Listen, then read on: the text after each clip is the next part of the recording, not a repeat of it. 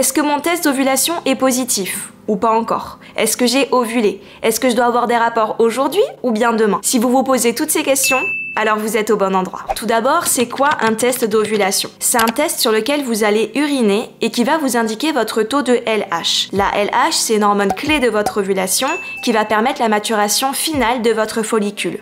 Donc quand votre test est positif, il vous indique que vous avez atteint le pic de LH et donc que vous allez ovuler sous 24 à 48 heures. Comment faire mon test? L'idéal, ce serait de le faire tous les jours plus ou moins à la même heure et l'après-midi de préférence parce que vos urines le matin, elles n'ont pas eu le temps de filtrer la LH et donc l'idéal, ce serait de ne pas trop boire avant, comme ça vous aurez un résultat le plus fiable possible. Après, vous allez pouvoir utiliser différents tests. Alors il y en a qui sont en bâtonnet sur lequel vous allez pouvoir uriner directement dessus et après il y en a qui sont en bandelette et donc pour ceci, il faudra que vous puissiez uriner dans un petit bocal et que vous trempiez ensuite votre test à l'intérieur pour pouvoir observer votre résultat. Comment savoir quand mon test est positif? Alors, il y a différents tests sur le marché. Il y en a qui fonctionnent avec des smileys et d'autres qui fonctionnent avec des barres. Donc, pour les tests avec les barres, il va falloir en fait que la barre de test soit aussi foncée ou plus foncée que la barre de contrôle qui est déjà d'office en fait sur le test. Une fois que vous avez atteint la même couleur, voire plus foncée, ça indique la même chose, c'est le même résultat, et bien ça vous indique que vous avez votre pic de LH. Et si vous avez des tests avec les smileys, c'est quand le smiley sera fixe que vous avez atteint votre pic de LH.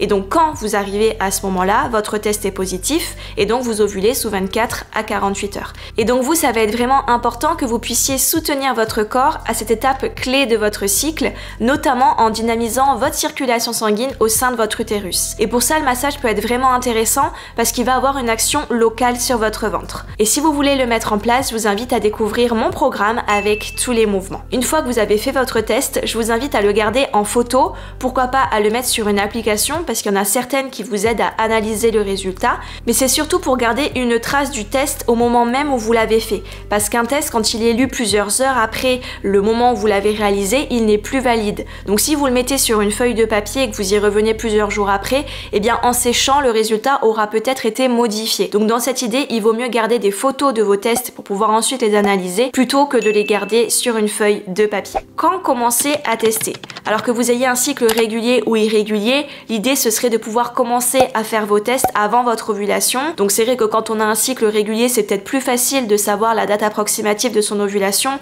et donc de commencer à tester plusieurs jours avant. Donc pour vous donner un ordre d'idée, quand on a un cycle à 28 jours, ça peut être plus ou moins aux alentours de J11, J12 qu'on va commencer. Quand on a un cycle à 30 jours, plus ou moins à J13. Puis quand on a un cycle plus court comme 20 jours, on peut commencer dès la fin des règles par exemple, pour pas passer à côté de son ovulation. Vous pouvez également regarder ce que vous dit la notice de vos tests, mais de manière générale, c'est d'essayer de tester plusieurs jours avant votre ovulation pour pouvoir voir progressivement votre test foncé. Mais c'est vrai que quand on a des cycles irréguliers ou qu'on ne sait pas du tout quand on va ovuler, ça peut être beaucoup plus compliqué de se repérer. Et si c'est votre cas, je vous invite plutôt à vous fier à votre glaire cervicale qui vous indiquera quand vous commencez à être en période fertile. Combien de tests faire par jour?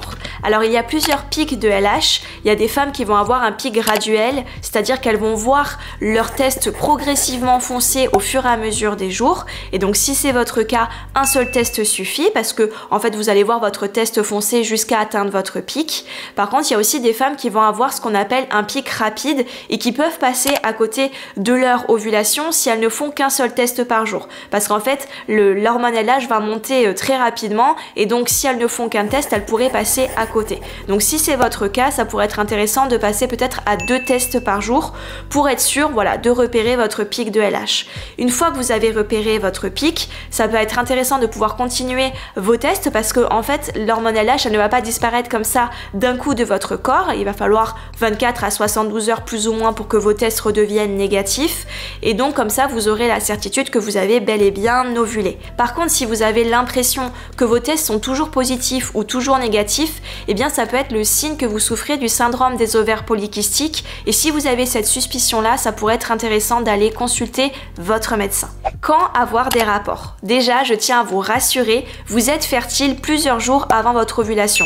Votre glaire cervicale, elle maintient en vie les spermatozoïdes avant votre ovulation, donc ce n'est pas nécessaire de tout miser sur le jour J de l'ovulation et j'espère que ça vous enlève un poids des épaules. Donc quand vous allez voir vos tests qui vont commencer à foncer, vous allez pouvoir avoir des rapports réguliers, peut-être un jour sur 2 si vous en avez envie bien évidemment. Et ensuite quand votre test est positif, vous allez pouvoir intensifier en ayant des rapports le jour J du test positif, le lendemain et le surlendemain. Et en parallèle, veillez à la qualité de vos ovules, c'est au moins aussi important que l'ovulation en elle-même et donc ça va passer par tout ce que vous allez donner à votre corps, notamment via votre alimentation. Donc je vous invite à regarder cette vidéo qui vous présente 6 aliments à consommer à cette période de votre cycle.